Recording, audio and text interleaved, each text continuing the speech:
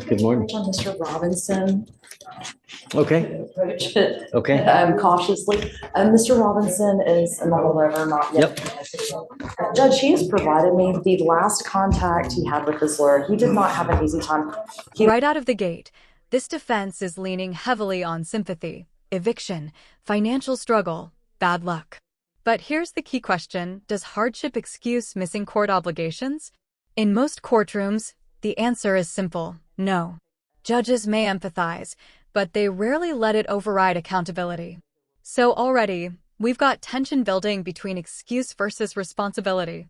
He left the court with this reset in hand that told him he did not need to appear on December 5th and went home to his house, which was completely boarded up and eviction notices posted. He was completely unable to get in his home and then picked up the new case because he called the police and made the report trying to get into his home. So he has had quite a bout of bad luck.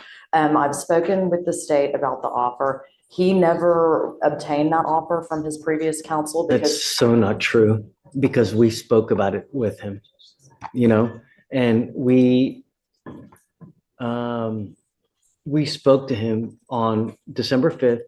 Discovery was complete, admonished him that he had a 2-hour class or 2 hours of community service and a class to do for dismissal. Oh, so he was admonished in court. He did not explain that to me. We do that with every single person. Okay. Never, because we let them know, hey, Sure. your case is getting old. It's time for you to get it done. Well, he did leave court to a locked up, boarded up house, and he has since been able to get on his feet. He has obtained a job. He has a very limited financial situation because he has 7 children he's supporting. The state graciously upped the offer a little bit. They would reinstate that, and we would take that PTI offer today if the court would consider it. He understands this case is old and that you would be making a special exception, Your Honor. Not to reward him for not showing up, but That's exactly what that's. I know there was a very crazy Deputy, situation. do you mind bringing up Mr. Robinson, please? Yeah. I can let Mr. Robinson tell you about it. He really would like to do the PTI. And there it is, classic judicial sarcasm. This isn't just humor, it's a signal. The judge is making it clear: wishing doesn't make reality change. In legal terms, hoping for leniency without action? That's a losing strategy. But tell me, do you think this kind of sarcasm helps defendants understand the seriousness, or does it risk escalating things? I would like to win the lottery. I will, y'all want. I would like more hair. I really want more hair. It's not going to happen. So.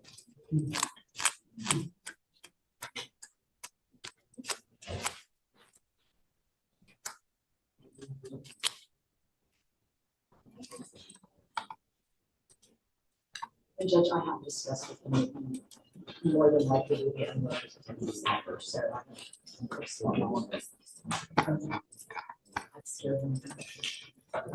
Well, we've done that before. Yes, We've had other people know. try to scare him too. It doesn't work.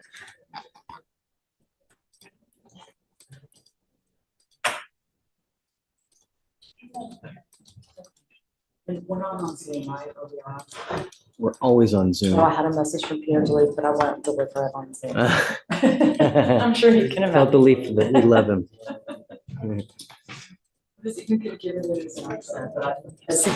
What's Peter doing today? Where's he at? You know what? I thought he was going to be up here, but I haven't seen him. He's doing his usual thing, making messes.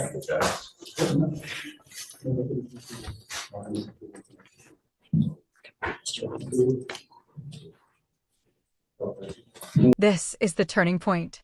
The judge lays out the timeline: 350 days. In court, delays like this are a huge red flag.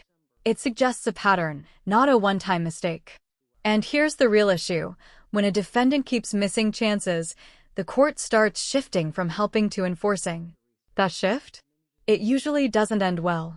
Why on earth, after your case being 350 days old, you've taken off on us multiple times, and in December, we spoke about the offer that you had 2 hours of community service and a class for dismissal. Yet, reset after reset, and then you just blow us off.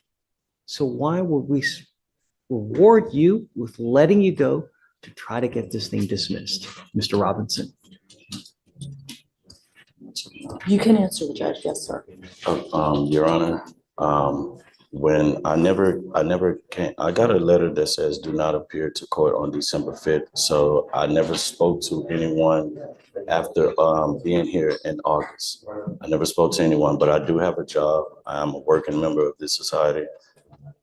You think that just That line may sound harsh, but it highlights a core legal principle. Your case doesn't disappear just because you stop showing up. Courts expect proactive responsibility, calling your lawyer, checking dates, staying informed. So here's a question for you. Should the system do more to remind defendants, or is it 100% on them to stay on track? because you don't have to appear for one setting that the thing goes away? Poof, like a fart in the wind? No one called me or contacted me, Your Honor, and I was unaware. Then it is your responsibility to contact the lawyer. You are not Mr. King Robinson, where people are going to throw down a red carpet for you, sir. This is your case. It is your responsibility. They're not going to sit there and try to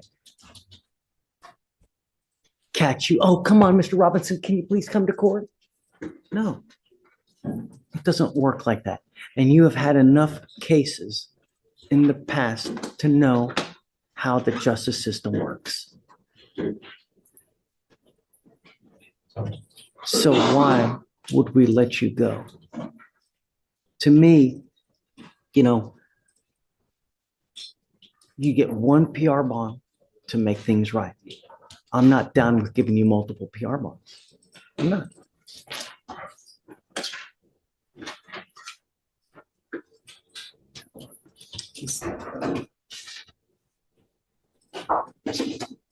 What do you do for a living? Financial account manager. How much money do you make a month? I only retained 2,000 out of it.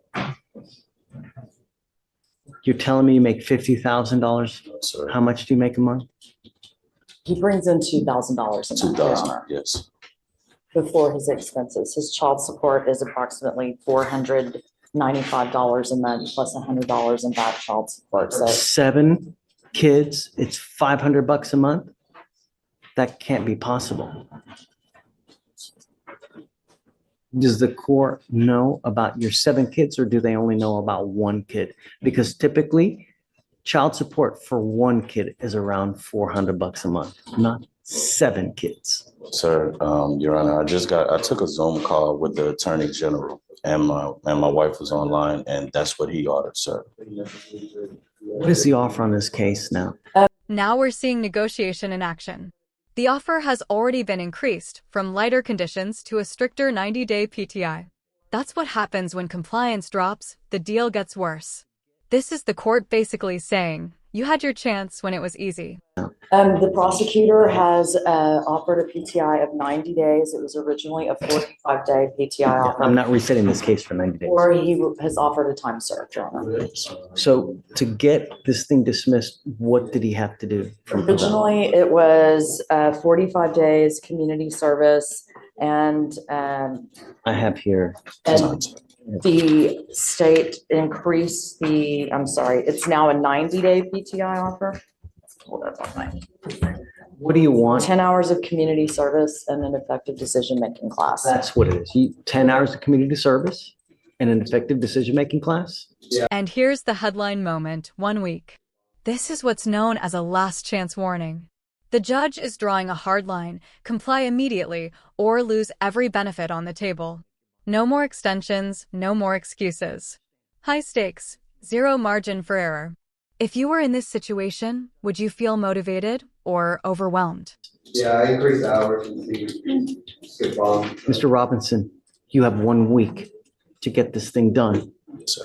And I'm going to tell you now, you ever take off on me, I will make your bond $50,000. Yes, sir. Do you understand? Yes, sir. And if you don't have this done in a week, against my better judgment, I'm giving you the opportunity to get this thing Yes, sir. dismissed.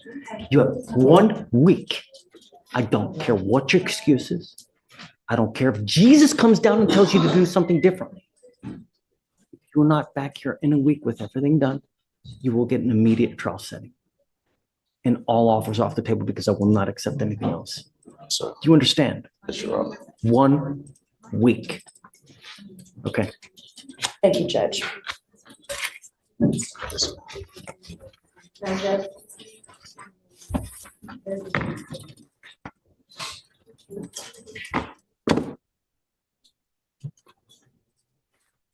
Then, yeah.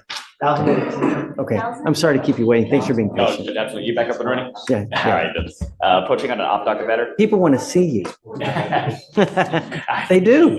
I appreciate Really? that. Okay. Appreciate that. So who do you have?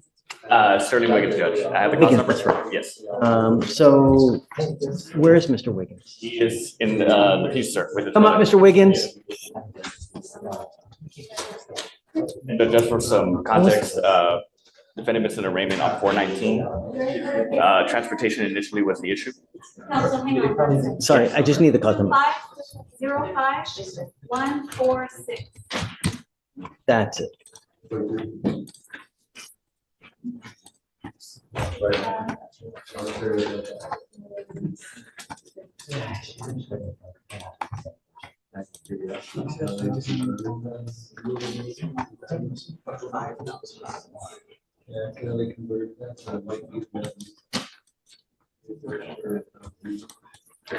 Okay, tell me. Yes, Judge. So initially, transportation was the issue for the missed court appearance on the arraignment date. However, between April 19th up until we were retained, which was last month, the family has undergone significant financial hardship. So much so that they are currently ongoing on the process for finding a new home to make a permanent residence. So for that reason, Judge, we are simply trying to reinstate the initial PR bond that he was given, or in the alternative, a bond amount not to exceed 2,000.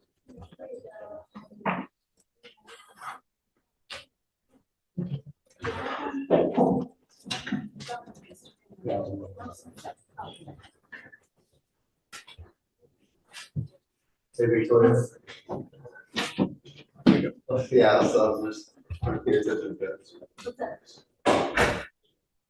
For Wiggins, Yes. when did we initially see him? So his first appearance here. I'm gonna make his bond contingent on one thing. Yes, Because Your Honor. I told him, and I told you, I did not want you to smoke weed. And I told you that I was going to test you in 30 days. And what did you do? You took off on me. That's what you did. I'm sending you now for a drug test. I want to see what, if anything, is in your system. And we'll go from there. Because that's what concerns me the most. Are you using? Because you know, since day one, the first day you got here, I told you, don't smoke weed, right? Those notes 'Cause- are for different. Yeah, I didn't. This is Wiggins, right? I'm having here that we spoke to him and told him not to smoke weed. Yes, Judge, this is Wiggins, but I put the notes on a different. Wiggins had a PR bond back in April and didn't show up on that court date. It was his first arrangement. That was his first arraignment. How many PR bonds has he gotten? One, because his other cases were closed out. So this is his first arraignment on April that he tried to appear, so one time. And I'm gonna go and update those. Mr. Wiggins, have you ever played Monopoly? In Monopoly, you get what? A get out of jail free card, don't you? This is the only one that you're going to get from me. You ever flake on me again, I will put you over my head like a little child. And guess what's going to happen? I'm going to test you 31 days from today. You were on notice. Don't smoke weed. Do you understand? I'm bringing you back here 31 days. If I have found that you continue to smoke, and I don't care what your excuse is, I don't care if you're in a car with 15 people and they're all toking you, if you're fall down and there is a bong in your mouth because you fall down on it. You test positive in 31 days. You know what's going to happen, right? What's going to happen? Very good. That's right. Today, I will reinstate your bond. It's the only time I'm going to do it.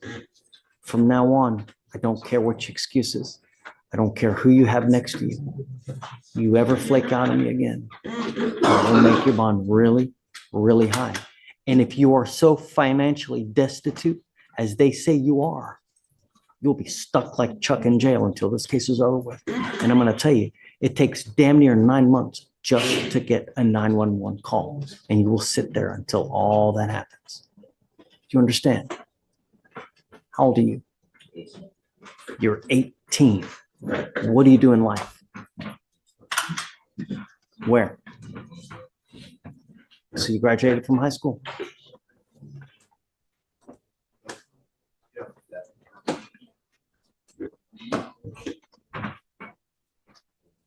Since January, this is your 4th case.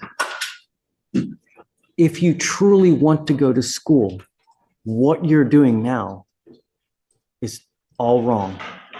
Because when employers look you up, they're going to see all your criminal history. It don't matter if it's dismissed or not. They're still going to see it. Do you think they're going to want to give you a job?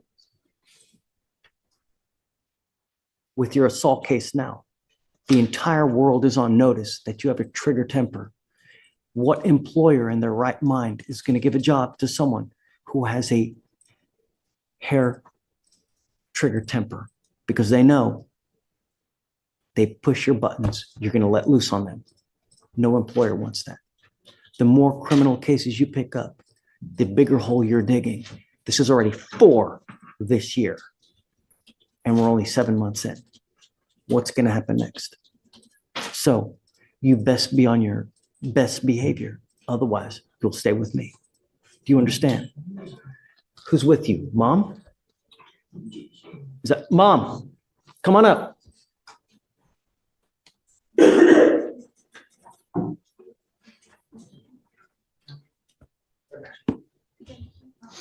Who is the assault? Who's the complaining witness? A prior significant other, no longer in the picture. It was a dating relationship, Judge. Are you Mom? Thank you so much for coming. I really appreciate you coming. It tells me a lot. This is his 4th case this year. And now he's facing a year in jail. He missed the first court date, so I issued a warrant and I put his bond at $2,500 because he missed court. He tells me he's going to start Lone Star, he's going to start college in the fall. I don't know if that's true or not. All I know is that the more cases he picks up, the harder his life's going to be. Your life is hard enough as it is now. All you're doing is repeatedly shooting yourself in the foot as it is. Does he live with you? Yes, sir. We're in a transition right now, so we stay in extended stay until I can find us another home. Okay. We have services through the MAC that we can help you out with it, whatever you need. We have social services, if you'd mind looking into try to helping them Absolutely, with Judge. any kind of housing. We have services that will help you with whatever you need. All you have to do is ask and we can help you out. And I'm happy to do it with whatever you need. The only thing I want to do is make sure that he behaves himself while he's out on bond. So if you ever have any problems with him, if he mistreats you, doesn't follow your rules, just come back to me and tell me and I'll straighten him out for you. You know, but I'm at wit's end with Mr. Wiggins. I'm up to here, like my own kids, and I'm not going to stand for it anymore. You step off the line one more time, I will put you on my knee and I'm going to spank you with a ton of jail time, just like a little child. Do you understand, Mr. Wiggins? So, Mom, you need anything, just all you need to do is holler, and I'm here for you. Yes, sir. Thank you, sir. So the complaining witness is a significant other that they no longer have No longer. contact with. Yeah. Okay. So he's charged with assault of a family member. Not only that, this is the kind of case that can have severe ramifications where, you know, if he were to pick up another one, unless this thing were to be dismissed, if he picked up another one, he's looking at 2 to 10 in the penitentiary on a 3rd-degree felony. And you could potentially never own a gun or ammunition as a result as well. So there are really, really big consequences with this type of case. Do you understand? You are not to have any contact with the complaining witness in this case whatsoever for any reason. I also told him that I'm going to test him 31 days from today and that he better not smoke weed, because if he smokes weed and I test him, I'm going to put him in jail. I will revoke his bond. He's not allowed to smoke weed while he's on bond. No weapons as well. You are now on notice of everything that is expected of you. Do you understand? Are you working? So what are you doing to pass the time? Ms. Phillips. You need to find something to occupy your time, because when you have too much time on your hands, you become self-destructive. That is what is happening. Have you had a job since January?